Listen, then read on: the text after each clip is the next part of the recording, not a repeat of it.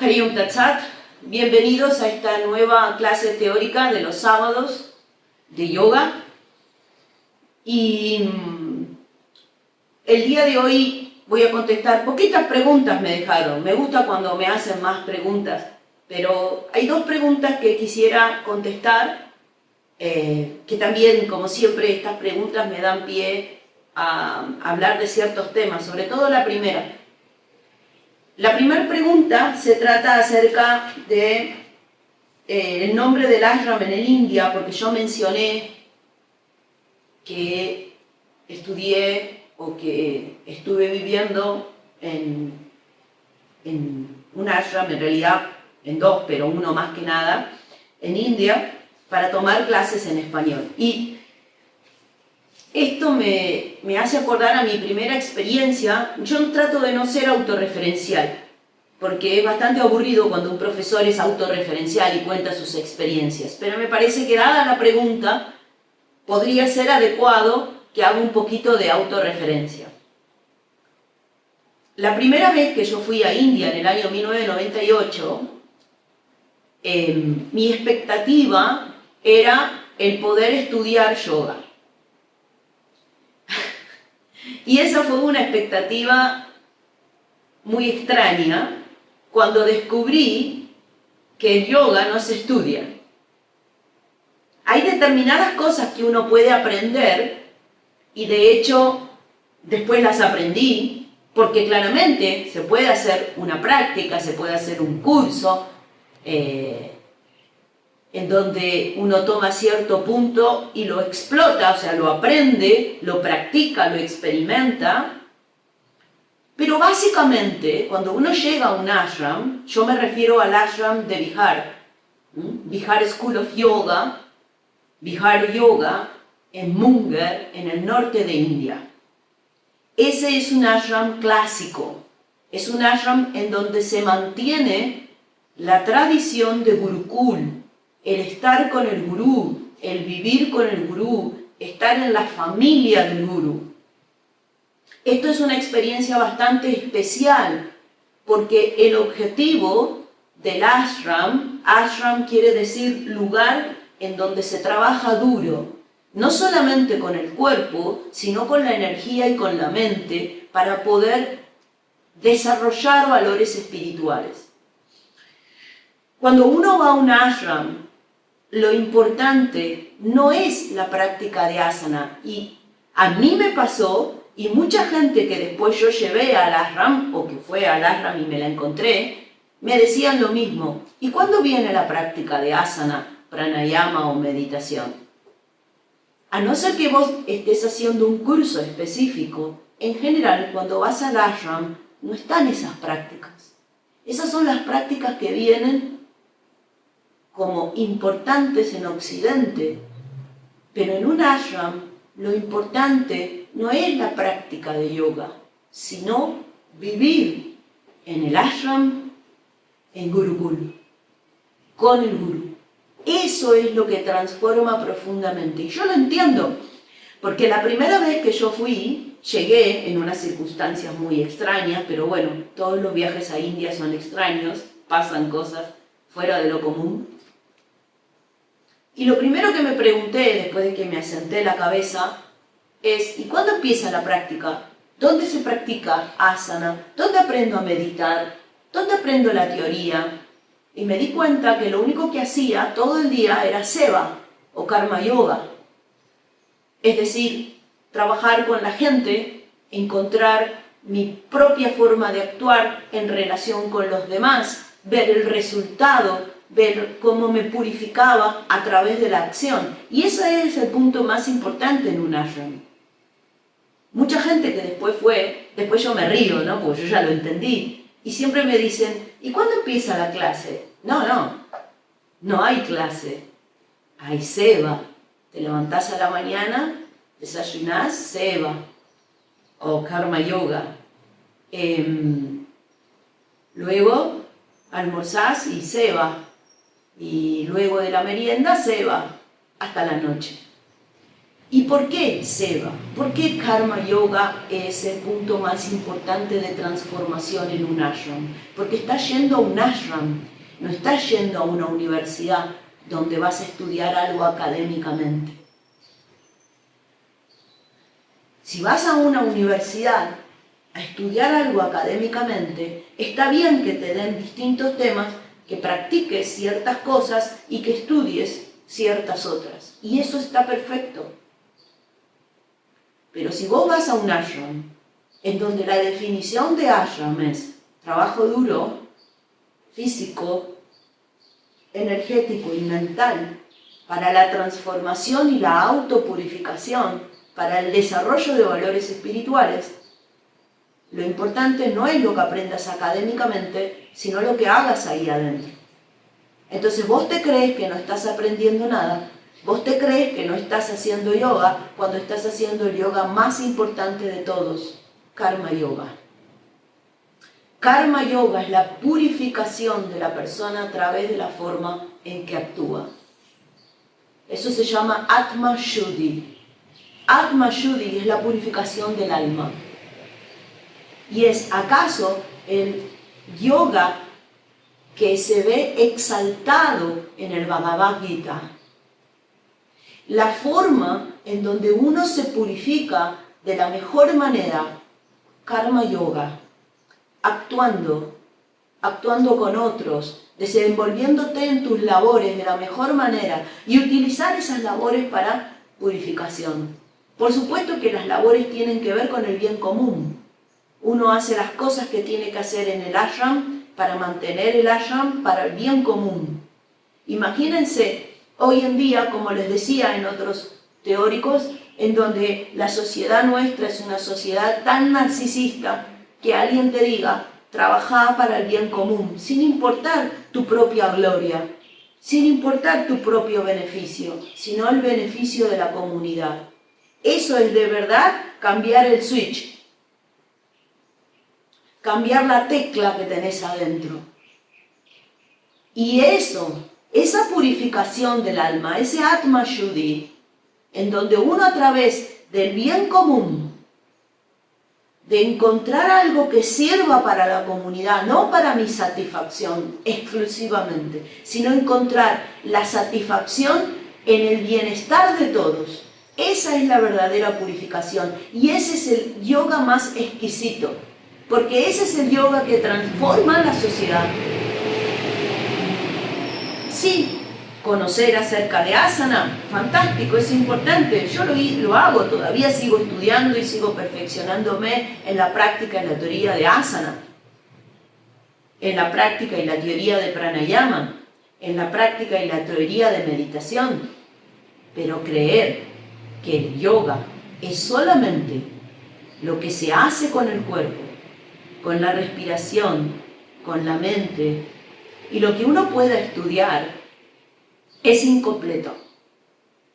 El yoga es un proceso de transformación y un proceso de purificación interna en donde tenés la más grande y más importante de las herramientas es a través de la acción, del Karma Yoga, del modo en el que vos actuás. ¿Cuándo esa acción te purifica? Cuando no está enfocada en la autosatisfacción. Cuando está enfocada en el beneficio de todos. De todos. Entonces, cuando vos haces algo de la mejor manera, no por una gratificación personal, no por un deseo personal, sino para poder generar un beneficio alrededor, esa acción te purifica. Y esa acción no produce karma, efecto. Lo que produce es dharma, equilibrio. De manera que, ¿de qué ashram estoy hablando? Del ashram de Bihar, de la Bihar School of Yoga, en Munger, India. Uno de los ashrams más tradicionales, acaso el más tradicional que queda, en donde uno vive con el Guru, vive con Swami Niranjanananda Saraswati, en donde la mayor actividad es Karma Yoga. Por supuesto existen cursos, existen clases, Y tengo pensado el año que viene hacer una visita con gente de Argentina, y siempre que llevo gente de Argentina de visita, no en un curso especial, tomamos clases en español y satsang en español, pero básicamente, y la enseñanza más importante, y la que, porque somos todos, ¿no? Todos queremos iluminarnos en el yoga, pero nadie quiere hacer ningún esfuerzo, o muy pocas personas. Cuando hay que hacer karma yoga, y en lo cual yo me incluyo, estamos todo el tiempo, porque no es lo más agradable. Uno quisiera, no sé, hacer asana todo el tiempo, pranayama, meditación. Sí, sí, esas prácticas son importantes, pero la más importante de todas es el karma yoga, el seva. Uno aprende esos principios del karma yoga en el ashram para después poder traerlo a su sociedad y aplicarlos en la sociedad. Y piensen esto.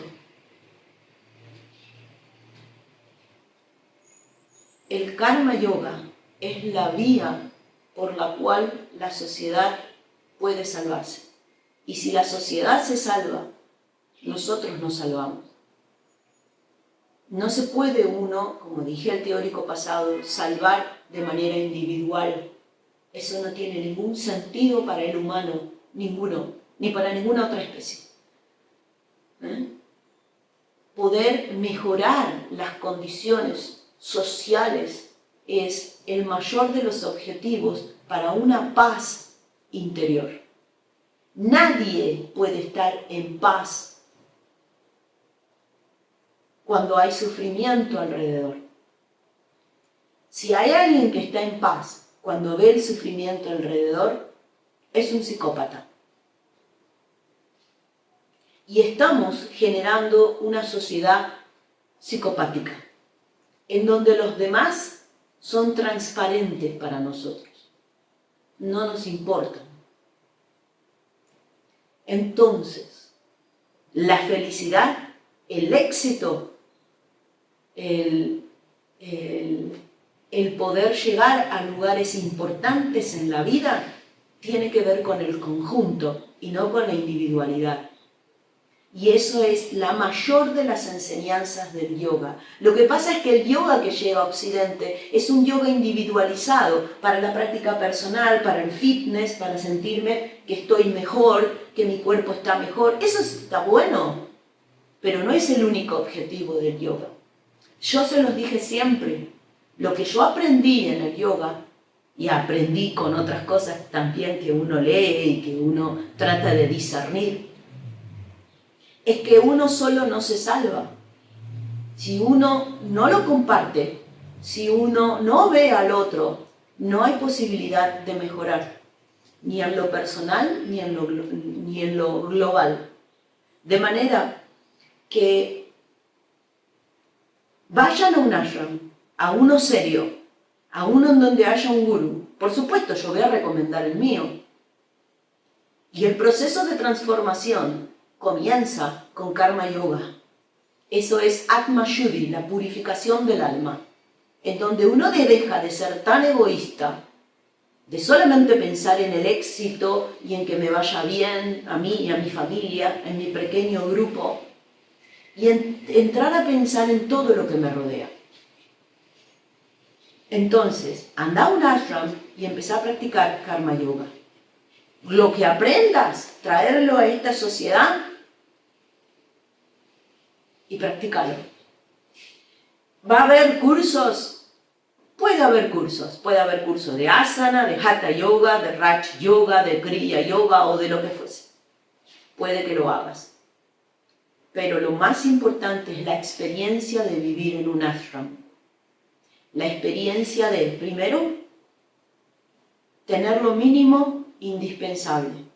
Yo les dije, después de muchísimos años, de más de 20 años de ir a la India, el último viaje en el 2019, antes de la pandemia, pude llegar a ir solo con una mochilita así y estar un mes y medio solo con una mochilita así. Me llevó tiempo, pero cuanto uno menos necesita, más libre es. Entonces, el ashram te enseña a estar bien con poco. Y eso es una felicidad tan grande, tan grande, tan grande. El ashram te enseña a trabajar para otros, no para que otro se beneficie y me explote. Eso es otra cosa, porque no hay nadie que te está explotando ahí. Eso vos estás trabajando para que el otro tenga el baño limpio, para que tenga la cocina limpia, para que tenga la habitación limpia, y todos hacemos el trabajo.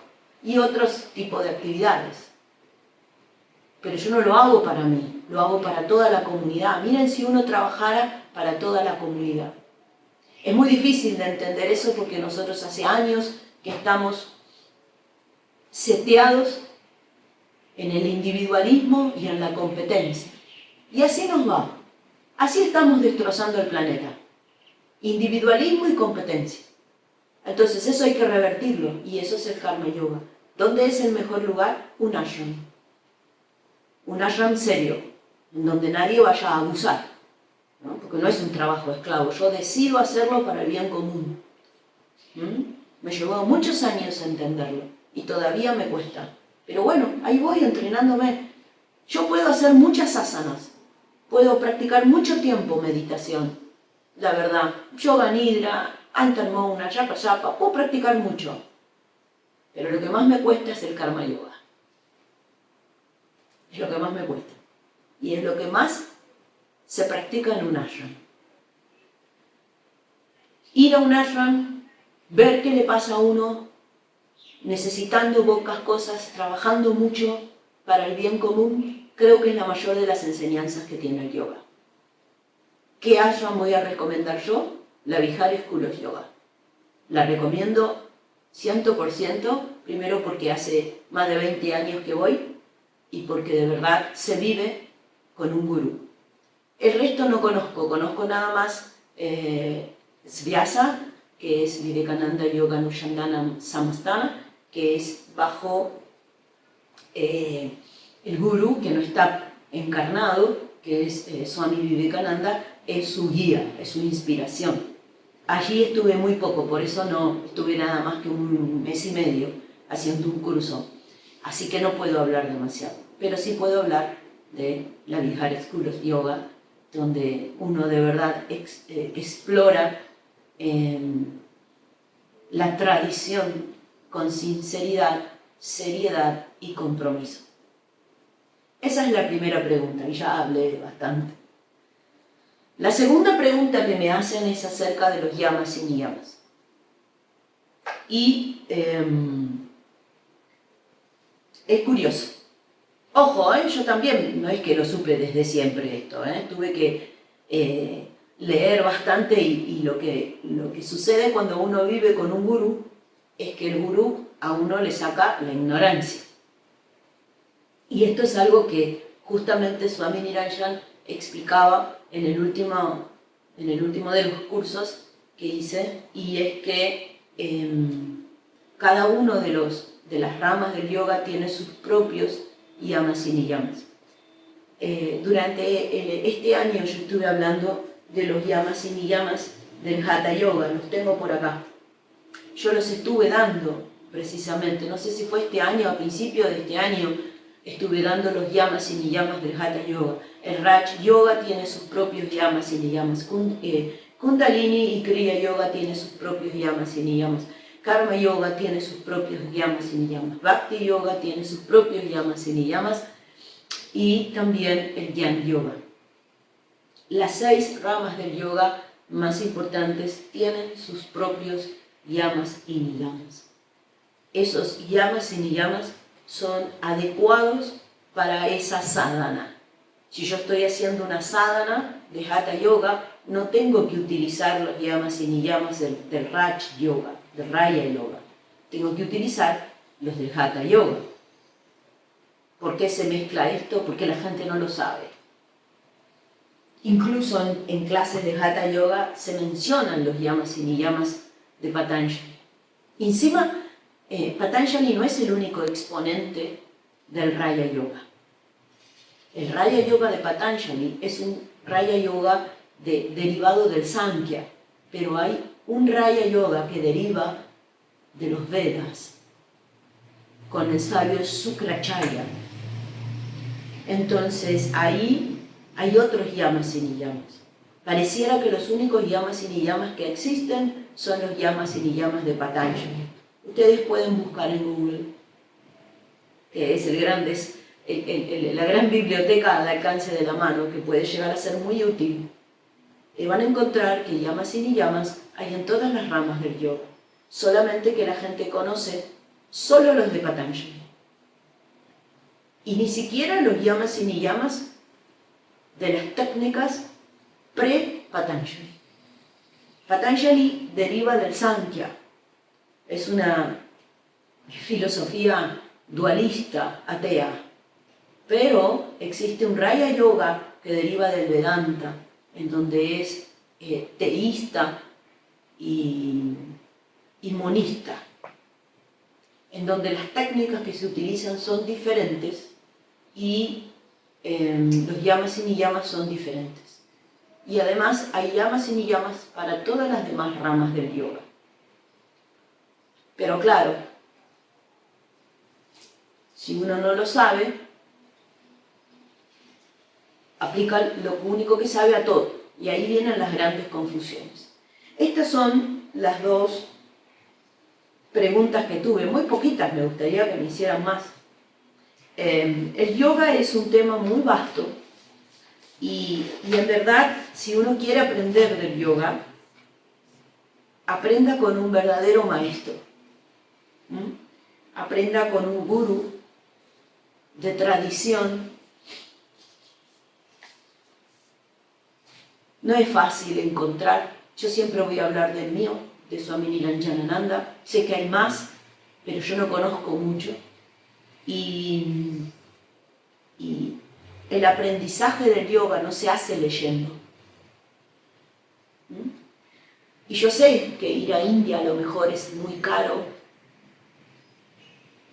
pero si ustedes quieren, yo cuando fui por primera vez a India no tenía un peso, ahorré durante 4 años para poder ir, porque de verdad tenía en el corazón el ansia.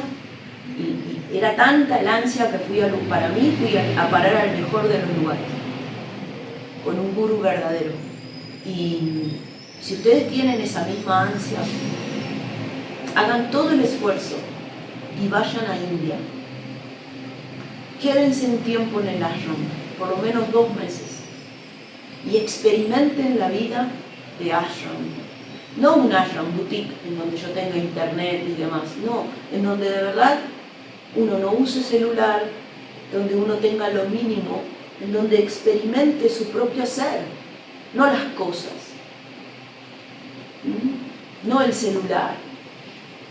Es una bendición estar un mes sin celular, para mí es una bendición.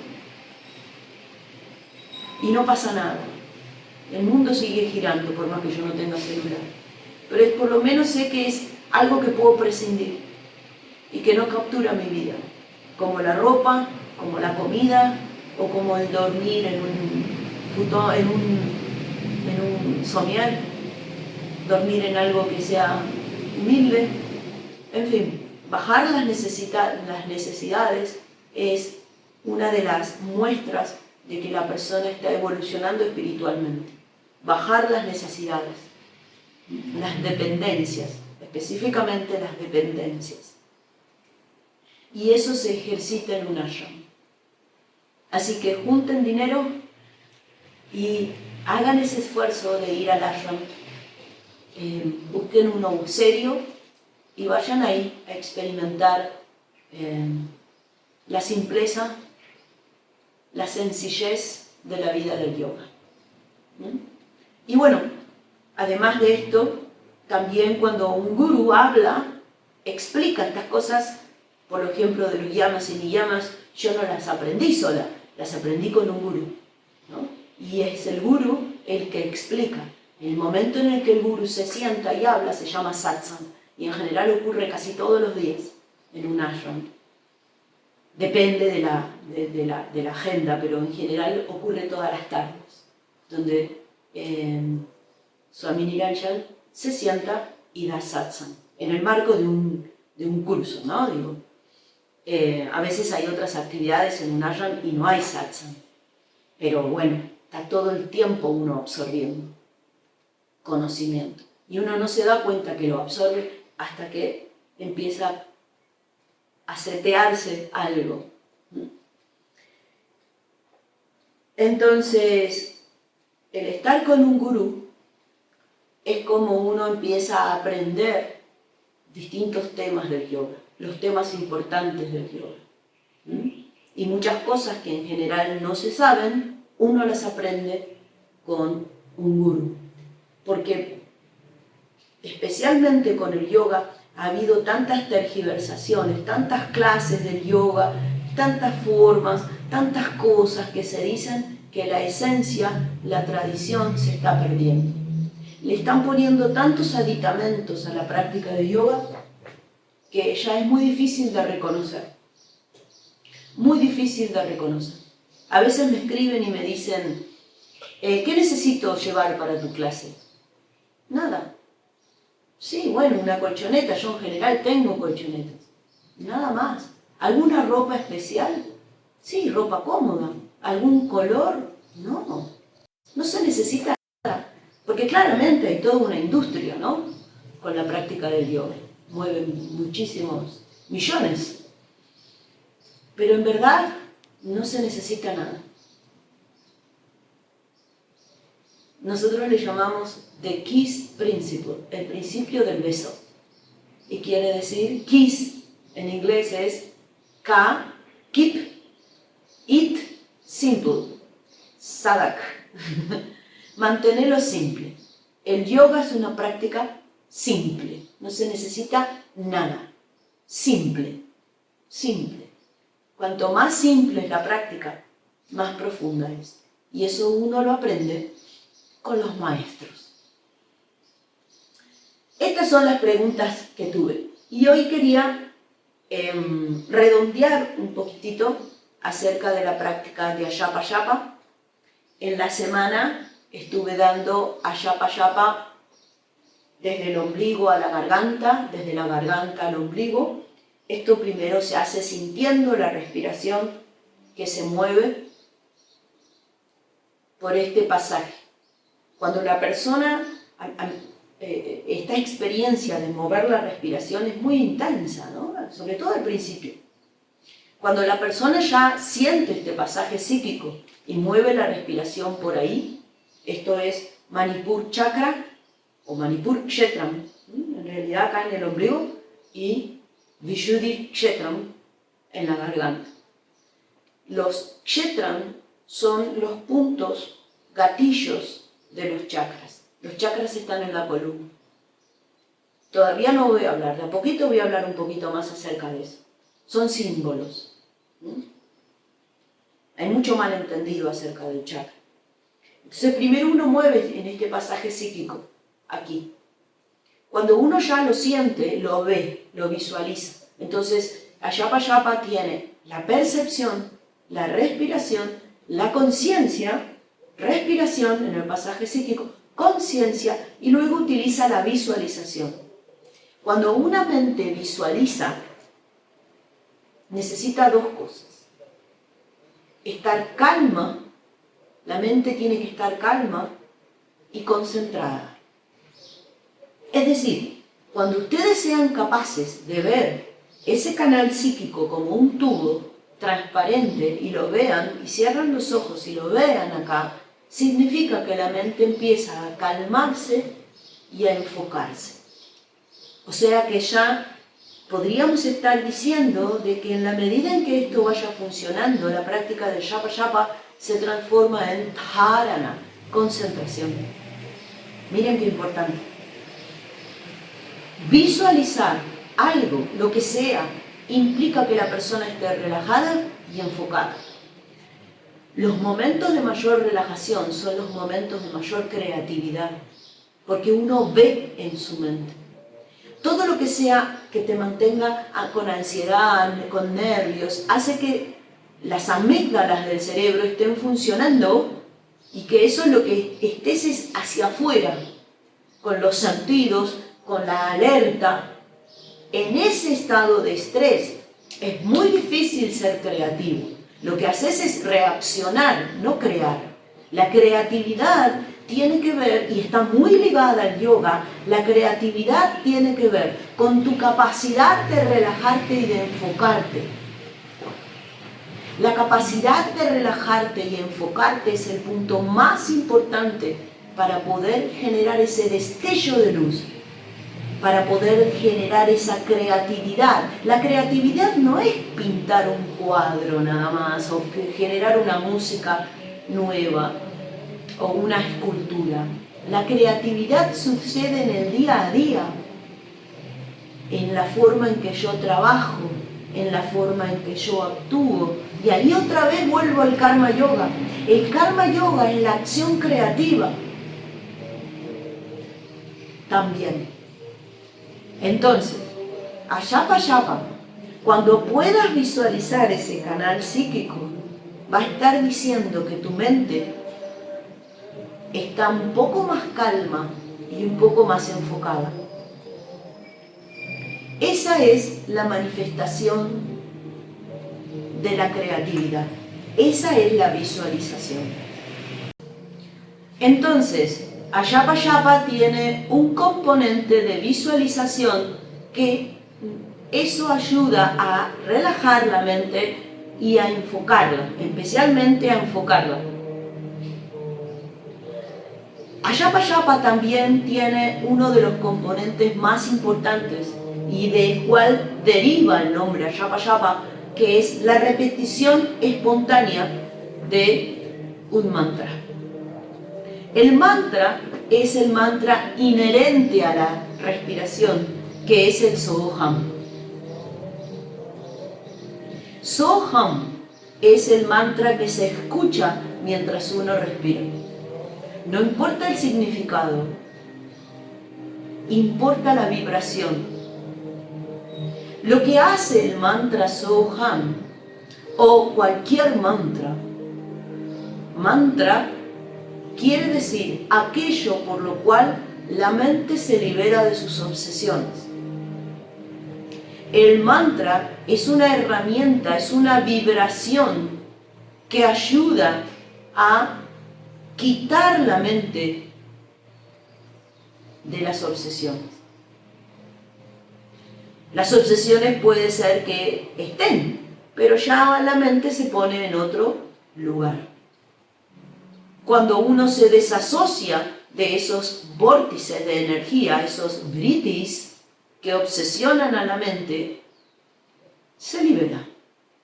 De manera que mantra, manas iti trayate, aquello por lo cual la mente se libera.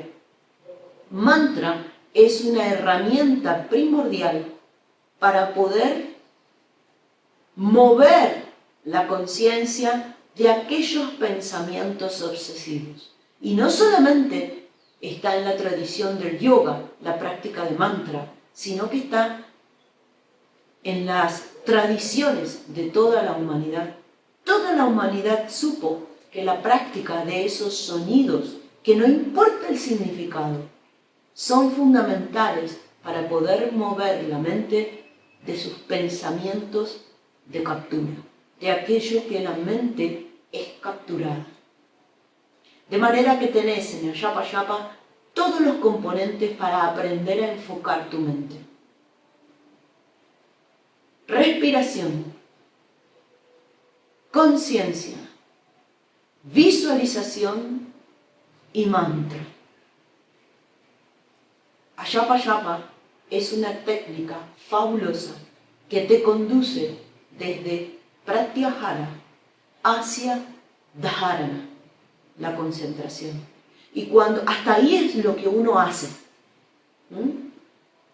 Uno practica asana, uno practica pranayama, uno practica mudra, uno practica pratyahara, uno practica dharana y basta. Lo demás sucede. Dhyana y samadhi no son prácticas, son prácticas en algún punto porque son la profundización de lo que viene anteriormente, pero fundamentalmente son experiencias. De manera que Yoga Nidra Antarmona y Ajapa Japa. Yoga Nidra, relajar el cuerpo, relajar la mente y comenzar ese proceso de introspección. Antarmona, limpiar manas, la mente reactiva. Y Ajapa Japa, empezar a liberar la mente de sus obsesiones y empezar a enfocarla. Estas son las prácticas más importantes de meditación. Vamos a seguir un poquito más practicándolas y luego vamos a ir agregando otras que ya no están dentro de estas tres, sino que son más específicas con algún propósito específico. Como por ejemplo, Shidakash Dharana. Eso quiere decir enfocarse en esta parte, en la parte en donde se expresa la mente. Y ahí se profundiza la práctica de visualización. Más adelante vamos a seguir con eso. Espero sus preguntas, sus comentarios y nos vemos la próxima. Muchas gracias. Hari Om Tat Sat.